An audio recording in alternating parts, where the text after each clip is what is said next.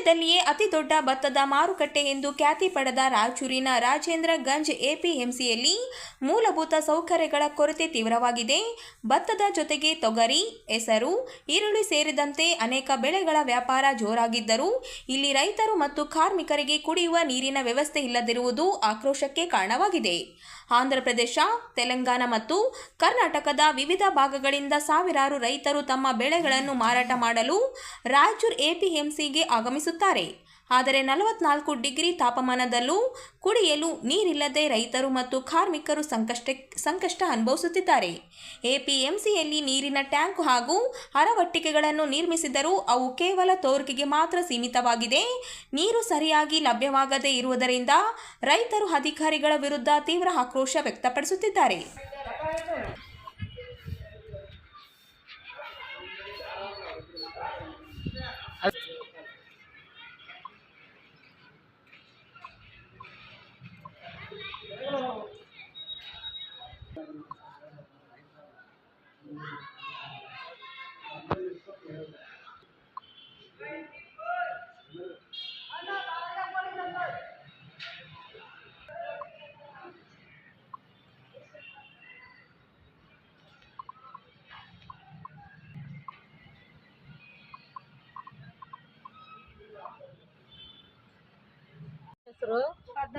ಈ ಗಲ್ಲಿನಲ್ಲಿ 50 ವರ್ಷ ಕೆಲಸ ಮಾಡತಾರೆ. 4-15 ಅಂತಾರೆ ನನಗೆ. ಇಲ್ಲಿ ನಾವು ಎಷ್ಟು ಸಲ ಹೋದು ನಮ್ಮ ಸಾವಿರ ನೀರು ಕೇಳಿದ್ವಿ, ಎಲ್ಲ ಕೇಳಿದ್ವಿ, ಹೆಣ್ಮಕ್ಳು ಶೌಚಾಲಯ ಕೇಳಿದ್ವಿ, ಅವನು ಮಾಡಿಸ್ತೀವಿ, ಎಲ್ಲ ಮಾಡಿಸ್ತೀವಿ ಸರ್, ಯಾವುದು ಮಾಡಿಸಿಲ್ಲ. ಇಷ್ಟು ಕೆಲಸ ಆದ ಗಂಜಿನಲ್ಲಿ, ಇಷ್ಟು ಬಿಸಿಲುಗಾಲದಲ್ಲಿ ನಾವು ಕೇಳಾಕ 5 ವರ್ಷದಷ್ಟು ಕೇಳಕತ್ತೀವಿ. ನೀರು 5 ವರ್ಷದಷ್ಟು ಕೇಳಕತ್ತೀರಿ, ಒಬ್ಬರು ಹಚ್ಕೊಂಬೋದಿಲ್ಲ. ಏನು ಕೆಲಸಕ್ಕೆ ಬರೋದು, ಖಾಲಿ ಮಾಡಿದ್ವಿ, ಅದು ಮಾಡಿದ್ವಿ, ಇದು ಮಾಡಿದ್ವಿ ಅಂತಾರೆ. ಅದೆಲ್ಲ ನಮ್ಗೆ ಸಂಬಂಧ ಇಲ್ಲ. ನಮಗೆ ನೀರು ಮಾಡಿಲ್ಲ. ನೀರು ಫಸ್ಟ್ ನಳ ಇಡ ಅಂತ ಎಷ್ಟು ಸಲ ಕೇಳಿದ್ರು ನಮ್ಗೆ ನಮ್ಮ ಮಾತು ಕಿವಾಗೆ ಇಲ್ಲ. ಸಾಬ್ರಿಗೆ APMC ಹೋಗಿ ಲೆಟ್ರ್ ಕೊಟ್ಟು ಬಂದೀವಿ. ಪಾಪ್ರೆಡ್ಡಿ ಸಾಬು ಎಲ್ಲರೂ ಹೋಗಿ ಲೆಟ್ರ್ ಕೊಟ್ಟು ಬಂದೀವಿ. ಏನು ಸರ್, ನಮ್ಗೆ ನೀರಿಂದ ಭಾಳ ತಿಪ್ಪಲಾಗ ಹೆಣ್ಮಕ್ಳು ಶೌಚಾಲಯ ಮಾಡಿಕೊಡ್ರಿ ಎಲ್ಲೆಲ್ಲ ಅಂದ್ರು ಅವ್ರದನ್ನು ಮಾಡ್ತೀವಿ ಅಂದ್ರು ಸರ್. ಮಾಡ್ತೀವಿ ಅಂದ್ರು ಅದನ್ನು ಯಾರು ಮಾಡಿಲ್ಲ. ಇಲ್ಲಿ ಗಂಡ್ಮಕ್ಳು ಹೆಣ್ಮಕ್ಳು ನಮಗೆ ಬೈಯಕತ್ತಾರೆ. ನೀವೇನು ಕಮಾಂಡ್ರಾಗಿರಿ, ನೀವೇನು ದೊಡ್ಡವರಾಗಿರ್ರಿ, ನೀವೇನು ಕೆಲಸ ಮಾಡ್ತೀರಿ, ಇಲ್ಲಿ ನೀರಿಲ್ಲ ಏನಿಲ್ಲ ಅಂತ ಗಂಡ್ಮಕ್ಳು ಹೆಣ್ಮಕ್ಳು ನಮಗೆ ಬೈಯಕತ್ತಾರೆ ಸರ್. ದಿನ ಕುಡಿಬೇಕು. ನಮ್ಮ ದಣಿಯವರು 1 ಡಬ್ಬ 2 ಡಬ್ಬ ತರಿಸ್ತಾರ. ನಮ್ಮ ದಣಿಯವ್ರು ತರಿಸಿದ ಅದ್ರಾಗ ಅರ್ಧ ಬಚ್ಚಿಟ್ಕೊಂತೀವಿ, ಒಂದು ಬಾಟ್ಲಾಗ ಹಾಕೊಂಡು ಊಟ ಮಾಡೋಕ್ಕೆಲ್ಲ ತಂದ್ಕೊಂತೀವಿ. ಇಲ್ಲಿದ್ರೆ ಒಂದು 10 ರೂಪಾಯಿ ಕೊಟ್ಟು ಹೊರ ತಂದ್ಕೊಂತೀವಿ, ಕುಡ್ತೀವಿ. ಇಷ್ಟೇ ನಮ್ಮದು ಪರಿಸ್ಥಿತಿ. ಇಷ್ಟೇ ಆದಿಲ್ಲಿ ನೀರು ಅಷ್ಟು ಈ ಗಂಜಿನಲ್ಲಿ. ಆವಾಗಿನ ಕಾಲಕ್ಕೆ ಇವು ನಳ ಇದ್ದವು, ಬೋರು ಇತ್ತು, ಕುಡ್ತಿಗಳು ಇದ್ದವು, ದನಗಳು ಕುಡಿಯೋಕೆ ಅವು ಇವು ಕಟ್ಸಿದ್ರು ಆ ಕಾಲಕ್ಕೆ. ಈ ಕಾಲಕ್ಕೆ ಎಲ್ಲ ತೆಗೆದು ಇದು ಮಾಡ್ಯಾರ. ಈಗಂತೂ ನಮ್ಗೆ ನಳ ಬೇಕು, ನೀರು ಬೇಕು, ಮಾಡಬೇಕಂತ ನಾವು ದಯವಿಟ್ಟು ಕೇಳ್ಕೊಂತೀವಿ ದೊಡ್ಡವ್ರಿಗೆ. ಸರ್, ಪದ್ಮಾವತಿ ಬಸವರಾಜ್. ಸರಿ, ಒಂದು ನಿಮಿಷ ನೀವು ಕಂಟಿನ್ಯೂ ಹೇಳಬೇಕು. ನೀವು ಬಸವರಾಜ್ ಅಂದರೆ ನಾವು ತೂಕದವರಾಗಿ ಕೆಲಸ ಮಾಡ್ತಿದ್ವಿ ಇಲ್ಲಿ. ಆಮೇಲೆ ಈ ಸಮ್ಮರ್ ಟೈಮು 60,000 to 70,000 ಎರಿವಲ್ಸ್ ಬರುತ್ತೆ ನಮ್ಮ ರಾಯಚೂರು ಗಂಜಿಗೆ ಈ ನೆಲ್ಲು ಬಂದು. ಆಮೇಲೆ ಹೆಚ್ಚಾಗಿ ಇನ್ನು ನವಧಾನ್ಯಗಳನ್ನ ಹೆಚ್ಚಾಗಿ ಬರ್ತವೆ ಇಲ್ಲಿ. ಈ ನಮ್ಮ ಸುತ್ತಮುತ್ತ 4 ಜಿಲ್ಲೆದಿಂದಲೂ ಬರ್ತವೆ. ಇಷ್ಟು ದಿವಸ ತೊಗರಿ, ಆಮೇಲೆ ಅಲಸಂದಿ, ಎಲ್ಲ ಬೆಳೆಗಳು, ಕುಸುಬೆ ಮೊದಲಾದವುಗಳು ಎಲ್ಲ ನವಧಾನ್ಯಗಳು ಎಲ್ಲ ಬಂದದ್ದಾಯಿತು. ಈಗ ಮಾತ್ರ ನೆಲ್ಲು ಬರ್ತದೆ. ಈಗ ಭಾನುವಾರ ಸೋಮವಾರ 2 ದಿನ ರಜೆ ಇದೆ. ಆದ ಕಾರಣ ಸಾಕಷ್ಟು ಜನ ಈ ಕೊಯ್ಲಿ ಬಂದಿರತಕ್ಕಂಥ ಭತ್ತವನ್ನು ತಂದು ಮಾರ್ಕೆಟ್ನಲ್ಲಿ ಮಾರಾಟ ಮಾಡಿದ್ದಾರೆ. ಈಗ ಈ ಬಂದಿರತಕ್ಕಂಥ ಉತ್ಪನ್ನಗಳು ತಗೊಂಡು ಹೋಗೋದಕ್ಕೆ ಇಲ್ಲಿ ಅವಕಾಶವೂ ಇಲ್ಲ, ಲಾರಿಗಳು ಹೋಗೋಕ್ಕೆ ಅವಕಾಶವೂ ಇಲ್ಲ. ಹಂಗಾಗಿ ಭಾನುವಾರ ಸೋಮವಾರ 2 ದಿನ ಬಂದಾಗುತ್ತೆ. ಅದು ಸಹಜವಾಗಿ ಹಾಲಿಡೇಸ್ ಇರೋದ ಕಾರಣ ಬಂದು ಅಂತ ಹೇಳಿದ್ದಾರೆ. ಆಮೇಲೆ ಮತ್ತೆ ಮಂಗಳವಾರ ಬುಧವಾರದಿಂದ ಕಂಟಿನ್ಯೂ ಆಗುತ್ತೆ. ಏನು ರೇಟ್? 2,500 ರೂಪಾಯಿಯಿಂದ 550 ರೂಪಾಯಿ ಲಾಸ್ಟ್ ಆಗಿದೆ.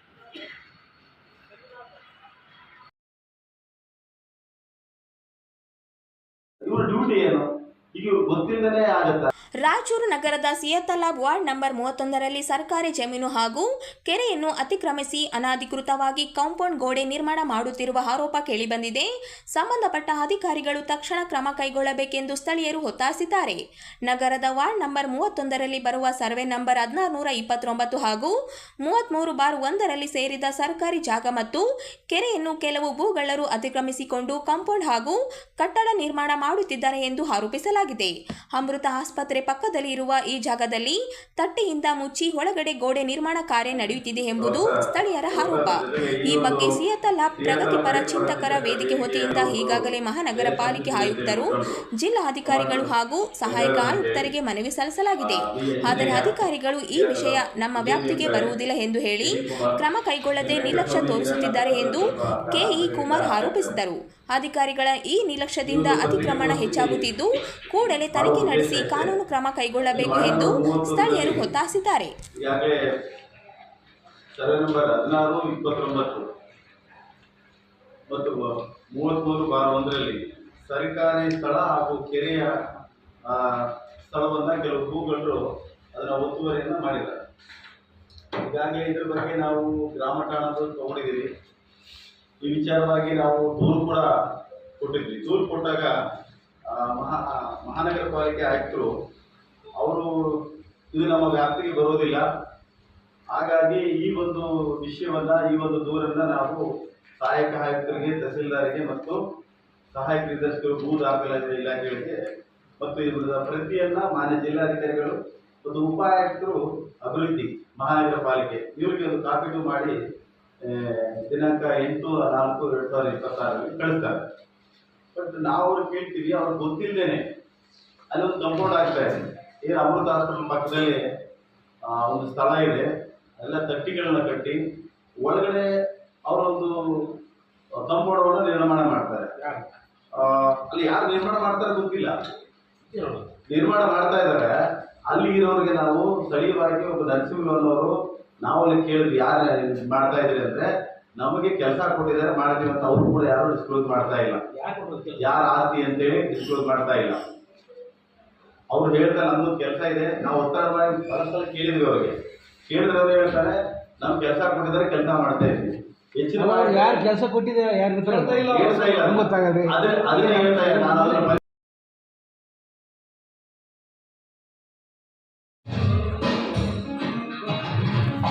ಕಲ್ಯಾಣ ಕರ್ನಾಟಕ ಭಾಗದ ಸಮಗ್ರ ಅಭಿವೃದ್ಧಿಗೆ ರಾಜ್ಯ ಸರ್ಕಾರ ನೀಡುತ್ತಿರುವ 5,000 ಕೋಟಿ ರೂಪಾಯಿ ಅನುದಾನದಷ್ಟೇ ಮೊತ್ತವನ್ನು ಕೇಂದ್ರ ಸರ್ಕಾರವು ನೀಡಬೇಕು ಎಂದು ಶಾಸಕ ಹಾಗೂ ಶ್ರೀ ವಾಲ್ಮೀಕಿ ಅಭಿವೃದ್ಧಿ ನಿಗಮದ ಅಧ್ಯಕ್ಷ ಬಸವನಗೌಡ ದದ್ದಲ್ ಒತ್ತಾಯಿಸಿದರು.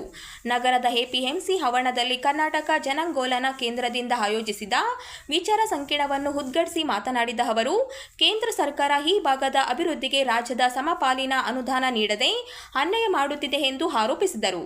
ರಾಜ್ಯ ಸರ್ಕಾರ ಕಲ್ಯಾಣ ಕರ್ನಾಟಕ ಅಭಿವೃದ್ಧಿ ಮಂಡಳಿಗೆ ನೀಡುತ್ತಿರುವ 5,000 ಕೋಟಿ ರೂಪಾಯಿ ವಿಶೇಷ ಅನುದಾನವಾಗಿದ್ದು, ಇದರಲ್ಲಿ ಎಲ್ಲ ಅಭಿವೃದ್ಧಿ ಕಾರ್ಯಕ್ರಮಗಳನ್ನು ಕೈಗೊಳ್ಳಬೇಕೆಂಬ ರೀತಿಯಲ್ಲಿ ನಡೆದುಕೊಳ್ಳುವುದು ಸರಿಯಲ್ಲ ಎಂದರು. ಇತರೆ ಜಿಲ್ಲೆಗಳಿಗೆ ನೀಡುವ ಅನುದಾನವನ್ನು ಪ್ರತ್ಯೇಕವಾಗಿ ನೀಡಬೇಕು. ಈ ವಿಶೇಷ ಅನುದಾನವನ್ನು ಪ್ರದೇಶದ ಅಸಮತೋಲನ ನಿವಾರಣೆಗೆ ಬಳಸಬೇಕು ಎಂದು ಹೇಳಿದರು. ಕುರಿತು ಮಾತನಾಡಲು ಡಾಕ್ಟರ್ ವಿಜಯಪ್ರಸಾದ್ ಅವರಿಗೆ ತಮ್ಮೆಲ್ಲ ಪರವಾಗಿ ಸ್ವಾಗತ ಕೋರುತ್ತೇನೆ.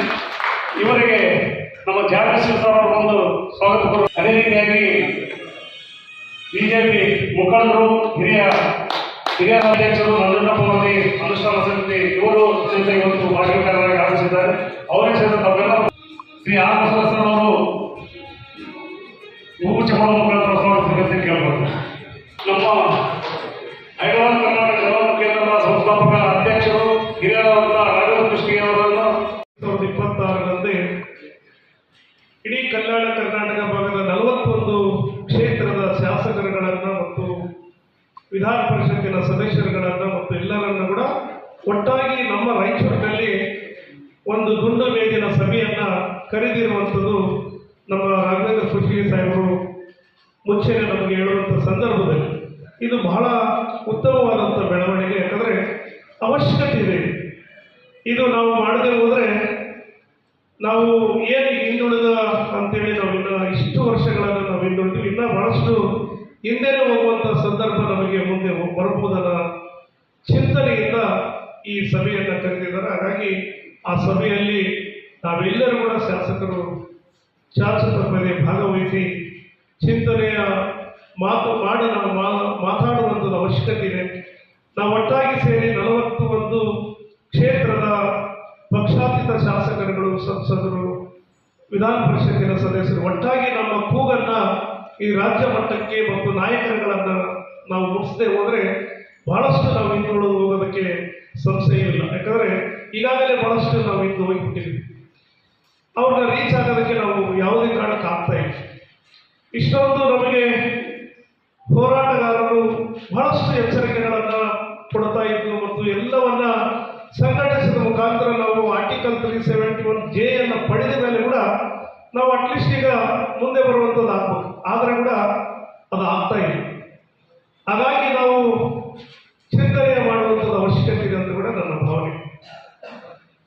ಇವತ್ತು ಏನು ಆರ್ಟಿಕಲ್ 371J ಬಂದ ಮೇಲೆ ಬಹಳಷ್ಟು ಬದಲಾವಣೆಗಳನ್ನು ಆಗ್ತಾವಂತೇಳಿ ಬಹಳಷ್ಟು ನಿರೀಕ್ಷೆಯಿಂದ ಹೋರಾಟಗಾರರು ನಿರಂತರವಾಗಿ ಹೋರಾಟಗಾರರು ಮಾಡಿ ಅದನ್ನು ಪಡೆಯುವಂಥದಕ್ಕೆ ಬಹಳಷ್ಟು ಶ್ರಮವನ್ನು ಇದೆ.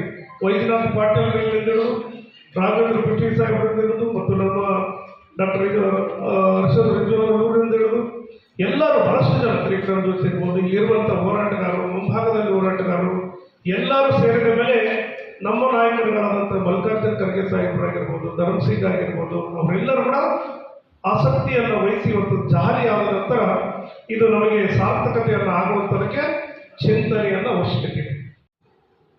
ಏನಾಗಿದೆ, ವೆಲ್ಫೇರ್ ಸ್ಟೇಟಿನ ಪರಿಕಲ್ಪನೆ ಹೋಗಿ ಕೇವಲ ಲಾಭ, ದುರೇಶ, ಕಾರ್ಪೊರೇಟ್ ಪರ ನೀತಿಗಳ ಒಂದು ದದ್ದುಳಿತದ ಸಂದರ್ಭದಲ್ಲಿ ವೆಲ್ಫೇರ್ ಇಲ್ಲ. ಕಲ್ಯಾಣ ಅಂತ ಇಟ್ಕೊಂಡ್ರೆ ಕಲ್ಯಾಣ ರಾಜ್ಯ ಅಂತ ಕರೀತಾರೆ, ಅದು ಇಲ್ಲ. ಈಗ ಅದಿರಲಿ, ನಮ್ಮ ಹೈದರಾಬಾದ್ ಕರ್ನಾಟಕದ ಪರಿಸ್ಥಿತಿ ಬಗ್ಗೆ ಸಂಕ್ಷಿಪ್ತವಾಗಿ 2-3 ಮಾತುಗಳನ್ನು ಹೇಳಬೇಕಾಗಿದೆ. ಇದು ಅತ್ಯಂತ ಹಿಂದುಳಿದ ಮಾನವಾಭಿವೃದ್ಧಿಯಲ್ಲಿ ಹ್ಯೂಮನ್ ಡೆವಲಪ್ಮೆಂಟ್ ಇಂಡೆಕ್ಸ್ನೊಳಗೆ ಅತ್ಯಂತ ಕಡಿಮೆ ಅಂಕಗಳನ್ನು ಪಡೆದಿರತಕ್ಕಂಥ ಬಹಳ ಹಿಂದುಳಿದ ರಾಜ್ಯ ಅಂತಕ್ಕಂಥದ್ದು ಜನಜನಿತ. ಇದು ಸಾಬೀತಾಗಿದೆ ಈಗಾಗಲೇ. ಮೊಟ್ಟ ಮೊದಲು ರಾಜ್ಯಗಳ ಪುನರ್ವಿಂಗಡಣೆ ಸಂದರ್ಭದಲ್ಲಿ ಫಜಲ್ ಕಮಿಟಿ ರಿಪೋರ್ಟ್ ಬಂದಾಗ ಮೈಸೂರು ರಾಜ್ಯದೊಳಗೆ ಈ ಮಂದಿನ ಸೇರಿಸಿಕೊಂಡು ಬೇಡ, ಉತ್ತರ ಕರ್ನಾಟಕದವರು ಬೇಡ, ವಿಶೇಷವಾಗಿ ಹೈದರಾಬಾದ್ ಕರ್ನಾಟಕದವರು ಬೇಡ, ಪರಮ ದರಿದ್ರ ಭಾಗ ಇದು, ಅವರು ಸೇರಿಸಿಕೊಂಡು ನಮ್ಮ ಸಂಪತ್ತೆಲ್ಲ ಅವರ ಅಭಿವೃದ್ಧಿ ಇಡಬೇಕಾಗ್ತದೆ ಅಂತೇಳಿ ಆ ಭಾಗದ ರಾಜಕಾರಣಿಗಳು ನಮ್ಮನ್ನು ಕರ್ನಾಟಕದ ಏಕೀಕರಣದೊಳಗೆ ವಿರೋಧ ಮಾಡಿದ್ದನ್ನು ನಾವು ನೆನಪು ಮಾಡ್ಕೋಬೇಕಾಗ್ತದೆ. ಅಲ್ಲೇ ಇದ್ರ ಪರಿಸ್ಥಿತಿನ ನಾವು ಅರ್ಥ ಮಾಡ್ತೀವಿ. ಅದಾದ್ಮೇಲೆ ಶ್ರೀಮತಿ ಇಂದಿರಾ ಗಾಂಧಿಯವರು ಮೊಟ್ಟ ಮೊದಲು ಪ್ರಧಾನಮಂತ್ರಿ ಆದಾಗ ಇಡೀ ದೇಶದೊಳಗೆ 50 ಜಿಲ್ಲೆಗಳನ್ನು ಗುರುತಿಸಿದ್ರು ಅತ್ಯಂತ ಹಿಂದುಳಿದದ್ದು, ಸಾಮಾಜಿಕವಾಗಿ, ಆರ್ಥಿಕವಾಗಿ, ಔದ್ಯೋಗಿಕವಾಗಿ, ಶೈಕ್ಷಣಿಕವಾಗಿ ಹಿಂದುಳಿದ ದೇಶದ ಹಿಂದುಳಿದ ಜಿಲ್ಲೆಗಳಂತ ಗುರುತಿಸಿದಾಗ ಆ 50ರೊಳಗೆ ರಾಯಚೂರು ಜಿಲ್ಲೆ ಕೂಡ ಒಂದಿತ್ತು. ಈ ರಾಯಚೂರು ಜಿಲ್ಲೆಯ ಪರಿಸ್ಥಿತಿ ಹಾಗೆ, ಈ ರಾಯಚೂರು ಜಿಲ್ಲೆಯನ್ನು ಉದ್ಧಾರ ಮಾಡೋದು ಹೇಗೆ, ಇದನ್ನು ಪ್ರಗತಿ ಮಾಡೋದು ಹೇಗೆ ಅಂತೇಳಿ ಎಲ್ಲ ಜಿಲ್ಲೆಗಳು ಒಂದೊಂದು ಸಮಿತಿನ ಕೊಟ್ಟು ಕಳಿಸಿದ್ರು. ಹಾಗೆಯೇ ರಾಯಚೂರು ಜಿಲ್ಲೆಗೂ ಕೂಡ ಪ್ರೊಫೆಸರ್ ಅದರಲ್ಲಿ ಏನಿಲ್ಲ, 3,000 ಕೋಟಿ ಬಜೆಟ್ ಇರ್ತಕ್ಕಂಥ ಒಂದು ಬೋರ್ಡ್ ಅದು. ಆದರೆ ಆಯಾ ಇಲಾಖೆಗಳು ಅದನ್ನು ನೋಡ್ಕೊಂಡು ಹೋಗ್ತವೆ. ಅಧ್ಯಕ್ಷರಾದವ್ರಿಗೆ ಏನು ಜವಾಬ್ದಾರಿ ಇರಲ್ಲ. ಹಾಗಾಗಿ ಅದು ನಾನು ಕೊಡೋದಾದ್ರೆ ಮಂತ್ರಿ ಕೊಡ್ರಿ, ಬೇಡ. ಅದಾದಮೇಲೆ ಮುಖ್ಯಮಂತ್ರಿಗಳು ವಿಚಾರ ಮಾಡಿ ಆ ಒಂದು ಜವಾಬ್ದಾರಿಯನ್ನ ಈ ಭಾಗದವರಿಗೆ ಮಾಡಬೇಕು ಅಂತ ನಾನು ಅಧ್ಯಕ್ಷನಾಗಿ ಮಾಡಿದೆ. ಸುದೈವ ಅದರಿಂದ ಒಂದಷ್ಟು ಆ ಇಡೀ ವರದಿಯ ಬಗ್ಗೆ ಸ್ಟಡಿ ಮಾಡೋ ಜೊತೆಗೆ ಇಂಪ್ಲಿಮೆಂಟೇಷನ್ ಏನು ನಡೆದಿದೆ ಅಂತ ಗ್ರೌಂಡ್ ರಿಯಾಲಿಟಿ ತಿಳ್ಕೊಳ್ಳುವಂಥ ಒಂದು ಅವಕಾಶ ಬಂತು.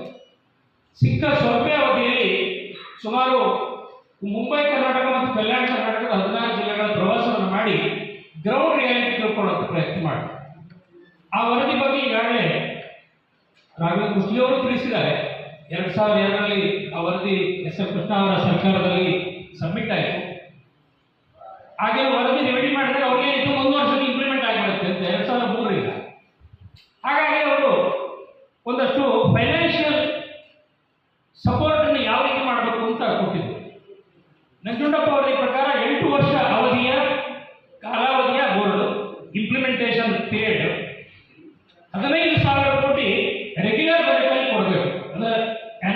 ಏನು ಬರುತ್ತೆ ಅದರಲ್ಲಿ 15,000 ಕೋಟಿ ಕೊಡಬೇಕು 8 ವರ್ಷದ ಅವಧಿ.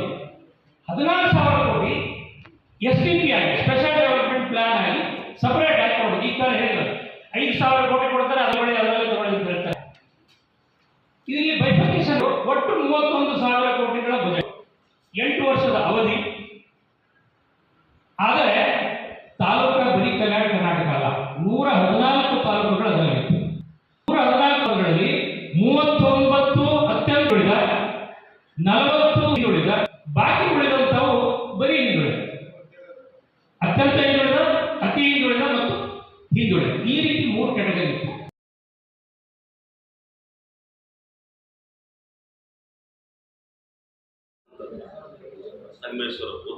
ಹೊಸೂರು ಗ್ರಾಮದ ಶ್ರೀ ಸಂಗಮೇಶ್ವರ ದೇವಸ್ಥಾನದಲ್ಲಿ 3 ದಿನಗಳ ಕಾಲ ವಿವಿಧ ಧಾರ್ಮಿಕ ಕಾರ್ಯಕ್ರಮಗಳನ್ನು ಆಯೋಜಿಸಲಾಗಿದೆ.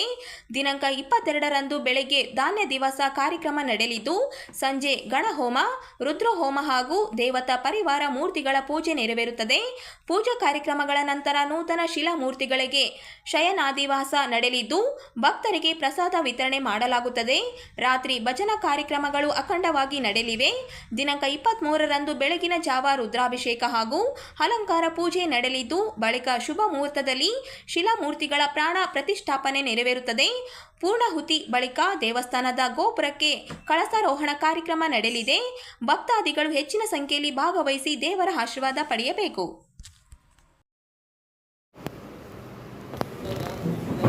ಹೊಸ ಮೂರ್ತಿಗಳನ್ನು ನಾವು ಮಾಡಿಸಿದ್ದೀವಿ. ಆ ಮೂರ್ತಿಗಳ ಪ್ರತಿಷ್ಠಾಪನೆಯನ್ನು ಮಾಡಬೇಕು ಅಂತಕ್ಕಂಥ ನಿಟ್ಟಿನಲ್ಲಿ ನಮ್ಮ ಕಿಲ್ಲೇರ ಮಠದ ಸ್ವಾಮೀಜಿಗಳಾಗಿರ್ತಕ್ಕಂಥ ಶಾಂತಮಲ್ಲ ಸ್ವಾಮೀಜಿಗಳು, ಸೋಮರಪೇಟೆ ಸ್ವಾಮೀಜಿಗಳು ಮತ್ತು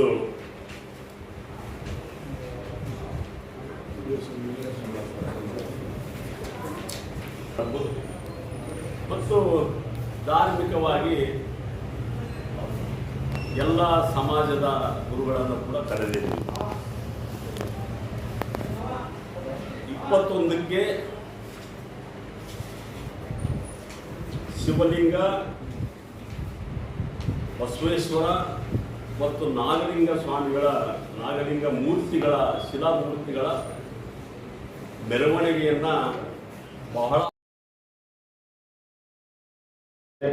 ಅಕ್ಷಯ ತೃತೀಯ ಅಂಗವಾಗಿ ರಾಯಚೂರು ಜಿಲ್ಲೆಯ ಸಿರವಾರ ತಾಲೂಕಿನ ಸುಕ್ಷೇತ್ರ ಒಕ್ರಾಣಿ ಗ್ರಾಮದಲ್ಲಿ ಶ್ರೀ ಗುರು ಬೋಳಬಸವೇಶ್ವರ 13ನೇ ಜಾತ್ರಾ ಮಹೋತ್ಸವದ ಅಂಗವಾಗಿ ನಾಳೆ ಅಂದರೆ ಏಪ್ರಿಲ್ 20ರಂದು ವಿವಿಧ ಧಾರ್ಮಿಕ ಮತ್ತು ಸಾಂಸ್ಕೃತಿಕ ಕಾರ್ಯಕ್ರಮಗಳು ನಡೆಯಲಿವೆ. ಈ ಕುರಿತು ನಗರದ ಪತ್ರಿಕಾ ಭವನದಲ್ಲಿ ಸುದ್ದಿಗೋಷ್ಠಿ ನಡೆಸಿದ ದೇವಸ್ಥಾನದ 5ನೇ ಪಟ್ಟಾಧ್ಯಕ್ಷರಾದ ಎಸ್ ನರಸಣ್ಣ ಪೂಜಾರಿ ತಾತನವರು ಮಾಹಿತಿ ನೀಡಿದರು. ಜಾತ್ರಾ ಮಹೋತ್ಸವದ ಅಂಗವಾಗಿ ಸಾಮೂಹಿಕ ವಿವಾಹ, ಹುಡಿ ತುಂಬುವ ಕಾರ್ಯಕ್ರಮ ಹಾಗೂ ಆಧ್ಯಾತ್ಮಿಕ ಸಾಂಸ್ಕೃತಿಕ ಸಂಗೀತ ಕಾರ್ಯಕ್ರಮಗಳು ಏರ್ಪಡಿಸಲಾಗಿದೆ ಎಂದರು. ನಾಳೆ ಸಂಜೆ 5:40 ಭವ್ಯ ರಥೋತ್ಸವ ನಡೆಯಲಿದ್ದು, ಹಲವು ಮಠಾಧೀಶರು ಹಾಗೂ ಪೂಜ್ಯ ಸ್ವಾಮೀಜಿಗಳು ದಿವ್ಯ ಸಾನ್ನಿಧ್ಯ ವಹಿಸಲಿದ್ದಾರೆ. ಗ್ರಾಮದ ಗುರು ಹಿರಿಯರು, ರೈತಾಪಿ ಹಾಗೂ ಸುತ್ತಮುತ್ತಲಿನ ಗ್ರಾಮಗಳ ಭಕ್ತರು ಹೆಚ್ಚಿನ ಸಂಖ್ಯೆಯಲ್ಲಿ ಭಾಗವಹಿಸುವಂತೆ ಮನವಿ ಮಾಡಲಾಗಿದೆ. ಅಕ್ಷಯ ತೃತೀಯ ಅಂಗವಾಗಿ ಶ್ರೀ ಗುರು ಬೋಳಬಸವೇಶ್ವರ ಜಾತ್ರಾ ಮಹೋತ್ಸವ ಹಮ್ಮಿಕೊಂಡಿದ್ದು, ಸಾಮೂಹಿಕ ವಿವಾಹ ಮತ್ತು ಉಳಿ ತುಂಬುವ ಕಾರ್ಯಕ್ರಮ, ಆಧ್ಯಾತ್ಮಿಕ ಸಾಂಸ್ಕೃತಿಕ ಸಂಗೀತ ಕಾರ್ಯಕ್ರಮ ಮತ್ತು ಸಂಜೆ 5:30ಕ್ಕೆ ಹೂವಿನ ರಥೋತ್ಸವ ಈ ಒಂದು ಕಾರ್ಯಕ್ರಮ ಹಮ್ಮಿಕೊಂಡಿದ್ದು, ಈ ಒಂದು ಕಾರ್ಯಕ್ರಮಕ್ಕೆ ನಮ್ಮ ಈ ಒಂದು ಕ್ಷೇತ್ರಕ್ಕೆ ಒಂದು ಮೂಲಭೂತ ಸೌಕರ್ಯಗಳು ಇರಲಿಲ್ಲ. ಬಹಳ ಐತಿಹಾಸಿಕ ಇರತಕ್ಕಂಥ ಸುಕ್ಷೇತ್ರ ಇದು. ಸ್ವಯಂ ಮೂರ್ತಿ ಶ್ರೀ ಶಿವಯೋಗಿ ಗಂಗಿ ಬಸವಣ್ಣ ಉದಾರ್ ಇವರ ಒಂದು ಮನೆತನದ ಮೂಲ ಪಟ್ಟಾಧ್ಯಕ್ಷರು, ಇವರ ಕೈಯಿಂದ ಸ್ಥಾಪಿತಗೊಂಡಂಥ ಈ ಒಂದು ಸುಕ್ಷೇತ್ರ ಬಹಳಷ್ಟು ಸುಮಾರು ಎಲ್ಲ ಒಂದು 3-4 ರಾಜ್ಯಗಳಿಂದ ಉಡುಪಿಯ ರವಿಕಿರಣಾಚಾರ್ಯ ಅವರಿಂದ ದೃಶ್ಯನ ನೃತ್ಯ ಇರುತ್ತದೆ. ಅದಲ್ಲದೆ ಈ ಸಾರಿ ಡಾಕ್ಟರ್ ಜಯಕುಮಾರ್ ಅವರ ವತಿಯಿಂದ ಒಂದು ಆರ್ಥೋಪೆಡಿಕ್ ಫ್ರೀ ಹೆಲ್ತ್ ಕ್ಯಾಂಪ್ ಕೂಡ ಇದೆ. ಹಾಗೂ ಮುಖ್ಯವಾಗಿ ವಾಸವಿ ಯುವಜನರು ಕೂಡ ಪಾಲ್ಗೊಂಡು ವಾಸವಿ ಕ್ಲಬ್ನ ವತಿಯಿಂದ 26/4/26 ಬೆಳಗ್ಗೆ 8 ಗಂಟೆಗೆ ಒಂದು ಬೈಕ್ ರ್ಯಾಲಿ ಇದೆ. ಇದಲ್ಲದೆ ಇನ್ನೂ ಬಹಳಷ್ಟು ಕಾರ್ಯಕ್ರಮಗಳಿವೆ. ಇದರ ಬಗ್ಗೆ ಇನ್ನೂ ಹೆಚ್ಚಿನ ವಿವರಣೆ ನಮ್ಮ ಕಾರ್ಯದರ್ಶಿಗಳಾದ ಪದ್ಮರಾಜ್ ಅವರು ವಿವರಣೆ ಕೊಡ್ತಾರೆ. ಈ ದಿನ ನಿಮ್ಮ ಹೇಳಿದ್ದಾರೆ, ನಾವು ಸುಮಾರು 1012 ಮನೆಯವರೆಗೆ ನಾವೆಲ್ಲ ಕಮಿಟಿ ಮೆಂಬರ್ಸು ಎಲ್ಲ ವೈಶ್ಯ ಬಾಂಧವರ ಮನೆಗೆ ಹೋಗಿ ವಾಸವಿ ಉಂಡಿ ಕೊಟ್ಟಿದ್ದೀವಿ. ಆ ದೇಣಿಗೆಯನ್ನು ತಗೊಂಡು ನಾವು ಎಲ್ಲರ ದುಡ್ಡಿಂದ ಈ ಒಂದು ಜಯಂತಿಯನ್ನು ಪ್ರತಿ ವರ್ಷ ಮಾಡ್ತೀವಿ. ಈ ವರ್ಷ 10ನೇ ವರ್ಷ ಇದೆ. ವಿಶೇಷವಾಗಿ ಸ್ವಲ್ಪ